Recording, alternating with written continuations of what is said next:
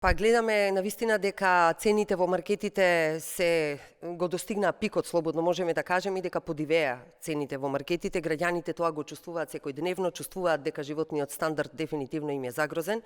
Дополнително на ова може да кажеме дека се потврди предупредувањата кои што ги даде СДСМ дека мерките кои што ги носеше владата се краткорочни, дека нема да дадат никаков резултат, а сега ги гледаме дека владата дефинитивно не прави ништо за да го подобри животниот стандард на граѓаните и секако за не секој ден кога се оди во маркетите да се гледа нова цена која што секој ден е се повисока и се повисока. Гледаме дека граѓаните живеат навистина тешко, гледаме дека тешко врзуваат крај со крај, од друга страна го имаме и одбивањето на власта да ги покачува платите, а од другата страна ги имаме и овие покачени цени. Дефинитивно овде се покажува неспособноста на владата да менаџира со кризата, да менаџира за цени кои што се зголемени дури за 60%, што не се случило дури во време на најголемата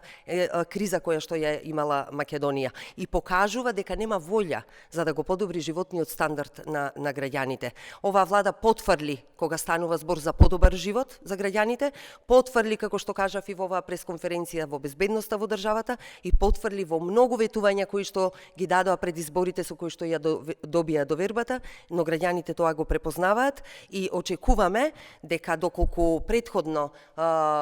власта ги прифатеше 7 закони и решенија кои што ги предложивме, дефинитивно досега граѓаните ќе почувствуваа дека можат да живеат полесно, дека нивниот животен стандард е подобар, затоа што тие закони предвидуваа намалување на цените на дури 250 производи, но власта дефинитивно не покажа слух, посебно кога станува збор за подобрување на животниот стандард на граѓаните.